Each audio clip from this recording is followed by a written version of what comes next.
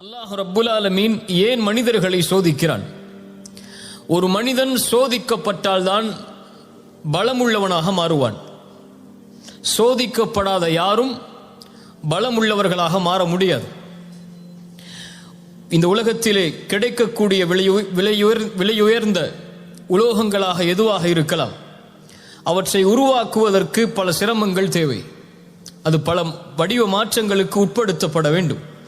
அப்படியா இல்லையா? அந்த வடிவ மாற்றங்களுக்கு உட்படுத்தப்பட்டால் தான் அது உயர்தர நிலைக்கு வர முடியும். தங்கமாக இருக்கலாம், வைடூரியமாக இருக்கலாம், எதுவாக இருந்தாலும் சரி. அதுபோல்தான் மனிதன் இந்த உலக வாழ்க்கையில் வெற்றியை சுவைக்க வேண்டுமென்றால் அவன் சோதிக்கப்பட வேண்டும். தோல்விகளையும் விமர்சனங்களையும் அல்லது புறக்கணிக்கப்படக்கூடிய நிலைமைகளையும் சந்திக்காமல் இந்த உலகத்தில் யாரும் வெற்றியை அனுபவிக்க முடியாது. இந்த உலக வாழ்விலும் சரி, மறுமையிலும் சரி. சோதனைக்கு உள்ளாக்கப்பட்டால்தான் வெற்றி கிடைக்கும். தோல்வியை சந்தித்தால்தான் ஒருவன் வெற்றியை சுவைக்க முடியும். தோல்வியை சந்திக்காத வெற்றியாக இந்த உலகத்திலும் நாளை மறுமையிலும் கணக்கிடப்படாது.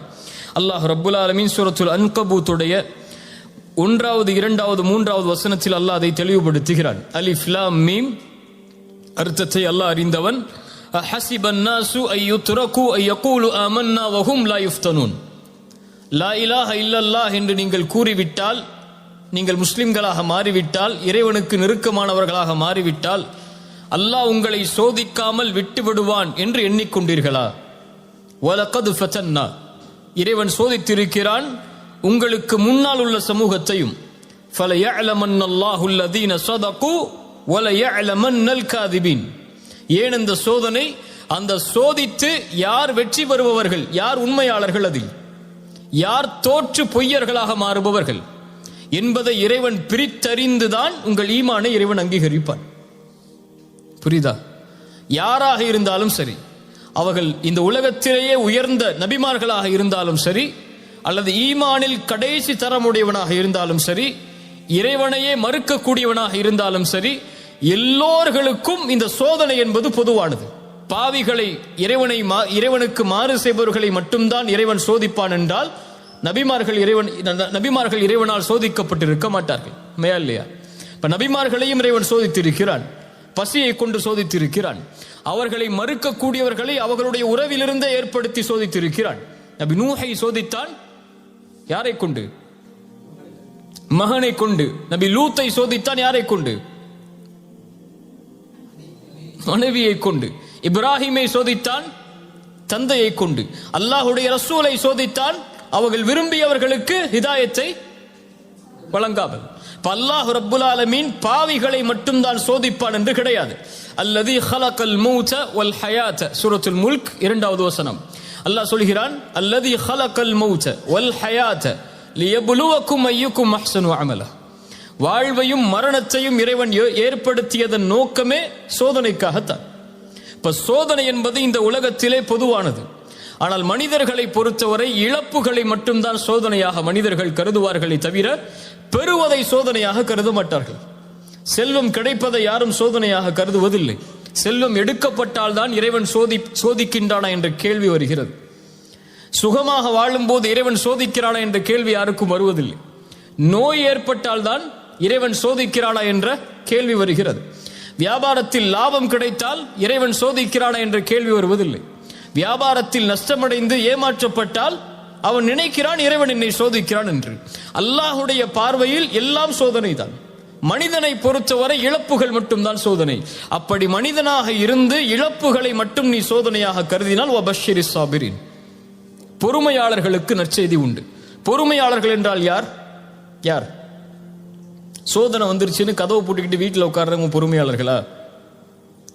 அல்லாஹ் கொடுத்ததில் பொறுமையை கடைபிடிப்பவர்கள், அல்லாஹ் சோதித்ததில் பொறுமையோடு முயற்சி செய்பவர்கள், அல்லாஹ் சோதித்ததில் அந்த சோதனையிலிருந்து வெளியேறுவதற்கு அல்லாஹ் கொடுக்கக்கூடியவற்றை சகித்துக் கொண்டு முன்னேறுபவர்கள், இவர்களால் தான் வெற்றியை சுவைக்க முடியும் என்று இந்த குர்ஆனுடைய வசனம் சொல்லுகிறது. இந்த உலகத்திலே மனிதன் துவளக்கூடிய முக்கியமான சூழல் செல்வம் எடுக்கப்படும் போது, செல்வம் அவனிடமிருந்து குறைக்கப்படும் போதோ அல்லது முழுவதுமாக எடுக்கப்படும் போதோ, அல்லது உறவுகள் அவனை விட்டு பிரியும் நேரத்தில், அல்லது அவன் நினைத்த உறவு அவனுக்கு அமையாத நேரத்தில். அவன் நினைத்த உறவு என்றால் அவன் திருமணம் செய்ய நினைத்த உறவு அவனுக்கு அமையாத நேரத்தில். இந்த உலகத்துடைய சோதனை, உலகத்துடைய கவலை என்று பார்த்தால், ஒன்று செல்வமில்லாத கவலை, இன்னொன்று அவன் நினைத்த வாழ்வு அமையாத கவலை. இப்படி இந்த உலகத்திலே கவலைக்குரிய காரணங்கள் என்று ஏராளமாக எடுத்துக்கொண்டே போகலாம். அல்லாஹுடைய மார்க்கம் இதில் நமக்கு தரக்கூடிய விளக்கு என்ன? ரசூலுல்லாஹி ஸல்லல்லாஹு அலைஹி வஸல்லம் சொன்னார்கள், ஃபைன் அஸாபக ஷைஉன், உனக்கு ஏதாவது ஒரு சோதனை ஏற்பட்டால், ஃபலா தகுல் லவ் அன்னி ஃபஅல்து கதா வ கதா, நான் அப்படி செய்திருந்தால் நடந்திருக்காது, நான் இப்படி செய்திருந்தால் நடந்திருக்காது என்று சொல்லாது. வலாக்கின் குல், சொல், கத்தரல்லாஹு வமா ஷாஅ ஃபஅல், அல்லாஹ் நாடியதுதான் என் வாழ்வில் நடந்தது என்று சொல். இப்போ ஒரு முஸ்லிமை பொறுத்தவரை, ஒரு முஹ்சினை பொறுத்தவரை, இந்த உலக வாழ்க்கை என்பது அவன் விரும்பியது போல் நடக்காது. அல்லாஹ் விதித்ததின்படிதான் அவனுடைய வாழ்வு இருக்கும். திரும்ப சொல்றேன், ஒரு முஸ்லிமை பொறுத்தவரை அவன் விரும்பியது நடக்காது. அல்லாஹ் எதை விதித்தானோ, அவனுக்கென்று எது முடிவு செய்யப்பட்டிருக்கிறதோ அதுதான் வாழ்வில் நடக்கும். அதனால் இந்த உலகத்தில் ஒரு முஹ்சினை பொறுத்தவரை எது அவனிடத்திலிருந்து எடுக்கப்பட்டாலும், எது அவன் விரும்பியது நடக்காவிட்டாலும், அவன் தேடிய உறவு கைகூடாவிட்டாலும், அவனை பொறுத்தவரை அவன் மனதில் நினைப்பது, இது அல்லாஹுடைய நாட்டத்தில் உள்ளது. என் இறைவன் எனக்கு எப்போதும் நலவைத்தான் நாடி இருப்பான். எனக்கு அநீதம் செய்பவன் இறைவன் அல்ல, எனக்கு நலவு செய்பவன் தான் என் இறைவன். என் தாய் எனக்கு கெடுதல் நினைக்க மாட்டாள், என் தந்தை எனக்கு கெடுதல் நினைக்க மாட்டாள், என்னை நேசிக்க கூடியவன் எனக்கு கெடுதல் நினைக்க மாட்டான். அதுபோல்தான் என்னை படைத்தவன் இவர்களை விடவெல்லாம் மேலானவன், அவன் ஒருபோதும் எனக்கு கெடுதல் நினைத்திருக்க மாட்டான். அவன் நாடியது நடந்திருக்கிறது, நடப்பது எனக்கு நல்லது, நான் அதை விரும்பாவிட்டாலும் என்பதைத்தான் ஒரு முஃமின் தன்னுடைய வாழ்க்கையின் அடிப்படையாக கொண்டிருப்பான். அல்லாஹ் அதைத்தான் சொல்கிறான், ஒன்றை நீங்கள் வெறுப்பீர்கள், ஆனால் அது உங்களுக்கு சிறந்ததாக அமையும். நீங்கள் ஒன்றை நேசிப்பீர்கள், அது உங்களுக்கு தீயதாக அமைந்திருக்கும். வல்லாஹு யஅலம் வ அன்தும் லா தஅலமூன், அல்லாஹ் தான் அறிந்தவன், நீங்கள் அறியாதவர்கள். உங்களை படைத்த இறைவன் தான் உங்களுக்கு எது நலவு என்று தெரிந்தவன். இந்த நேரத்தில் இந்த செல்வம் குறைக்கப்படுவதால் என்ன நலவு இருக்கிறது என்பதை இறைவன் அறிந்தவன். வபஷ்ஷிரு சாபிரின், நீ பொறுமையோடு இருந்து உன் பாதையில் செல், நீ அறிந்து கொள்வாய் அது என்ன நலவு என்று.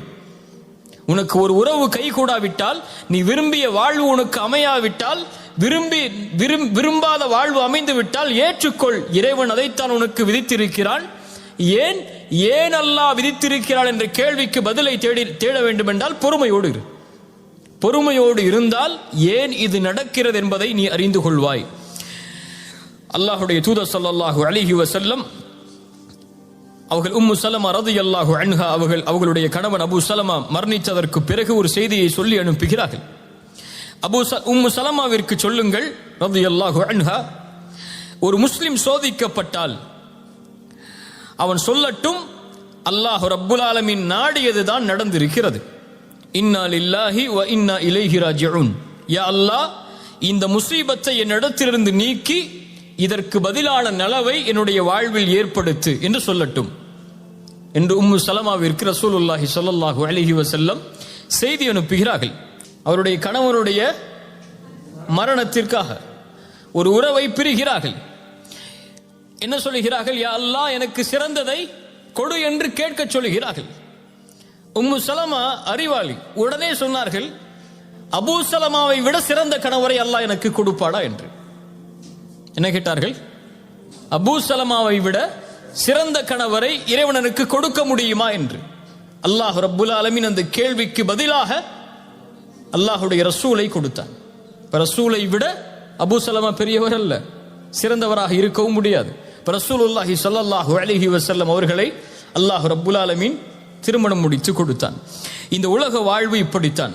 ஃபஇன்ன மஅல் உஸ்ரி யுஸ்ரன் இன்ன மஅல் உஸ்ரி யுஸ்ரா, சிரமத்தோடு இன்பம் என்பதும் சேர்ந்து வரும், சிரமத்தோடு இன்பம் என்பதும் சேர்ந்து வரும். இப்னு அப்பாஸ் சொன்னார்கள் ரலியல்லாஹு அன்ஹு, இந்த வசனத்திற்கு விளக்கமாக சூரத்து ஷரஹ்லே வரக்கூடிய இந்த வசனத்திற்கு அல்லாஹ் ரப்புல் ஆலமீன் பஅத் என்ற வார்த்தையை பயன்படுத்தவில்லை, மஅ என்ற வார்த்தையை அல்லாஹ் பயன்படுத்தி இருக்கிறான். அல்ஹம்துலில்லாஹ். பஅத் என்றால் சிரமத்திற்கு பிறகு இன்பம் வரும், ஆனால் அல்லாஹ் சொல்லுவது சிரமத்தோடு இன்பம் வரும். சிரமம் வந்தால் அதன் தொடர்ச்சி அடுத்து இன்பம் தான். நீ பொறுமையாக சகிக்க வேண்டியது அந்த சிரமத்தை தான். இருள் இருக்கிறது என்றால் நீ கழிக்க வேண்டியது அந்த இருளைத்தான். வெளிச்சம் மறுநாள் காலையில் இருக்கிறது. நீ கவலையில் இருளாகிவிட்டது என்று நினைத்தால் வெளிச்சத்தை பார்க்க முடியாது. இதைத்தான் அல்லாஹ் ரப்புல் ஆலமீன் நபிமார்களுக்கும் பாடமாக புகட்டினான். சூரா யூசுஃபுடைய 110வது வசனத்தில் அல்லாஹ் சொல்கிறான், ஹத்தா இதஸ்தைஅஸர் ருசுலு வதன்னு அன்னஹும் கத் குதிபு. நபிமார்கள் அழைப்பு பணி செய்கிறார்கள். நபி நூஹ் அழைப்பு பணி செய்கிறார். இறைவனின் பக்கம் மக்களை அழைத்துக் கொண்டே இருக்கிறார். ஆனால் மக்கள் எல்லோரும் அவர்களை வெறுக்கிறார்கள், புறக்கணிக்கிறார்கள், பொய்யர் என்கிறார்கள், சூனியக்காரர் என்கிறார்கள். என்ன நினைத்துக் கொண்டார்கள் நபிமார்கள்? இனிமேல் நம்மை யாரும் நம்பிக்கை கொள்ளக்கூடியவர்கள் உருவாக மாட்டார்கள் என்று நினைக்கும் போதுதான் ஜாஅஹும் நஸ்ருனா, அல்லாஹ் அவர்களுக்கு உதவி செய்வான். அல்லாஹ் அவர்களை அதுவரை அந்த நம்பிக்கையின்மையை அல்லாஹ் ஏற்படுத்தி கொண்டே இருப்பான். அந்த நம்பிக்கையின்மை ஏற்பட்டு முடிந்தது என்று நினைக்கும் போது அல்லாஹ் உதவி செய்வான். ஜாஅஹும் நஸ்ருனா. அதனால் அல்லாஹ் ரப்புல் ஆலமீன் ஒரு முஃமினுக்கு சொல்லக்கூடியது, செல்னி சோதனை வந்தால் துவண்டு உட்காராது, சிரமம் வந்தால் உன்னை அழித்துக் கொள்ளாது. ஏன்? ஒரு முஹ்சின் அப்படி இருக்க மாட்டான். இஹ்சானுக்கும் இதுக்கு என்ன சம்பந்தம்? நீ உள்ள யோசிச்சீங்கல்ல, இஹ்சானுக்கும் இதுக்கும் என்ன சம்பந்தம் என்று சூரத்துல் அன்கபூத் சொல்லுகிற 69வது வசனத்தில், வல்லதீன ஜாஹது ஃபீனா லனஹ்தியன்னஹும் சுபுலனா வ இன்னல்லாஹ லமஅல் முஹ்சினீன். சூரத்துல் அன்கபூத் 69வது வசனம். வல்லதீன ஜாஹது ஃபீனா, எம்முடைய பாதையில் யார் முயற்சி செய்கிறார்களோ, வரக்கூடிய சோதனைகளில், வரக்கூடிய சிரமங்களில், வரக்கூடிய இழப்புகளில் யார் எம்முடைய பாதையில், அதாவது அல்லாஹ்விற்காக, அல்லாஹ்வை நோக்கமாக கொண்டு, அல்லாஹ்வை மனதில் நிறுத்தி யார் முயற்சி செய்கிறார்களோ, நிச்சயமாக நாம் அவர்களின் பாதையை திறந்து வைத்தே தீருவோம். லனஹ்தியன்னஹும் சுபுலனா. ஏன்? வ இன்னல்லாஹ லமஅல் முஹ்சினீன். இப்படி போராடக்கூடிய, இப்படி சிரமங்களை எதிர்த்து நிற்கக்கூடிய, இப்படி சோதனையின் போது முயற்சி செய்யக்கூடிய இந்த முஹ்சின்களோடு அல்லாஹ் இருக்கிறான். இப்ப சோதனைகளில் போராடுபவன் முஹ்சின், சோதனைகளை எதிர்கொள்பவன் முஹ்சின், சோதனையில் வெற்றி காண்பதற்காக முயற்சி செய்பவன் முஹ்சின். அவன் மனதிலே நினைப்பது அல்லாஹ்வுடைய நாட்டம் நடந்திருக்கிறது. ஒவ்வொன்றிற்கும் ஒரு காலம் உண்டு. அந்த காலம் வரும் வரை அவன் காத்திருந்துதான் ஆக வேண்டும். இதுதான் உலகம் சொல்லக்கூடிய பாடம். ஒரு மரம் மரமாக வேண்டுமென்றால் அதற்கென்று ஒரு காலம் இருக்கிறது. ஒரு கட்டிடம் கட்டிடமாக உருவாக வேண்டுமென்றால் அதற்கென்று ஒரு காலம் இருக்கிறது. இந்த உலகத்திலே ஒவ்வொன்றுக்கும் ஒரு காலம் இருக்கிறது. அந்த காலம் வரும் வரை பொறுமையோடு இருந்து முயற்சி செய்பவர்கள் வெற்றி பெறுவார்கள். இன்றே நடக்க வேண்டும் என்று நினைப்பவர்கள் கவலையையும் துன்பத்தையும் தன்னுடைய வாழ்வில் இணைத்துக் கொண்டே நகர்ந்து கொண்டிருப்பார்கள். காலம் வரும் வரை முயற்சியை கைவிடாமல் யார் முயற்சி செய்கிறார்களோ அவர்களுக்கு அல்லாஹ் ரப்புல் ஆலமீன் உதவி செய்து கொண்டே இருப்பான். மனிதனாக பிறந்தவன் முயற்சி செய்து கொண்டே இருப்பான். துவண்டு உட்காருவது மனிதனுடைய குணம் அல்ல. அவனுக்கு முடியும் வரை அவன் போராடி கொண்டே இருப்பான். அவனுடைய காலம் வரும் வரை அவன் காத்து கொண்டே இருப்பான். சிலருக்கு 25 வயசுல அவங்களுடைய வாழ்க்கை அமைஞ்சிருக்கும். சிலருக்கு 30 வயசுல தான் அமையும்னா 30 வயசு வரை அவன் காத்திருந்துதான் ஆகணும். அப்படியே இல்லையா? 40 வயசுல தான் அமையும்னா 40 வயசு வரைக்கும் காத்திருந்துதான் ஆகணும். இப்ப காத்திருக்கக்கூடிய நேரத்தில் யார் அவசரப்பட்டு இன்று ஏன் எனக்கு அவனை போன்ற வாழ்க்கை இல்லை, இன்று ஏன் எனக்கு அவருடைய வாழ்வை போன்ற வாழ்க்கை இல்லை என்று நினைத்தால் அவன் என்ன ஆவான்? முயற்சி செய்ய மாட்டான், துவண்டு உட்கார்ந்து விடுவான். ரசூலுல்லாஹி ஸல்லல்லாஹு அலைஹி வஸல்லம் மக்காவுடைய வெற்றிக்கு செல்கிறார்கள். மக்காவுடைய வெற்றிக்கு ரசூலுல்லாஹி ஸல்லல்லாஹு அலைஹி வஸல்லம் செல்லுவதற்கு எத்தனை ஆண்டுகள் ஆனது? ரசூலுல்லாஹி ஸல்லல்லாஹு அலைஹி வஸல்லமுடைய 11 வருஷ மக்காவுடைய வாழ்க்கை, அதன் பிறகு நடந்த மதீனாவுடைய வாழ்க்கை, அத்துணை ஆண்டுகள் தேவைப்பட்டது மக்காவுடைய வெற்றிக்கு. ஒரு நபிக்கு அல்லாஹ் மக்காவிலேயே வெற்றியை கொடுத்திருக்கலாம், மதீனாவிற்கு அழைத்து செல்லாமல். ஏன் மதீனாவிற்கு அழைத்து செல்ல வேண்டும்? ஏன் அத்துணை போர்க்களங்களை சந்திக்க வேண்டும்? ஏன் அத்துணை இழப்புகளை அல்லாஹ்வுடைய தூதர் சந்திக்க வேண்டும்? இப்போ ஒரு வெற்றி என்பது இழப்புகளுக்கும் சோதனைகளுக்கும் பிரச்சனைகளுக்கும் விமர்சனங்களுக்கும் புறக்கணிக்கப்படுவதற்கு பிறகுதான் நடக்கும் என்பதை நபிக்கு அல்லாஹ் உணர்த்தும் போது நாம் யார்?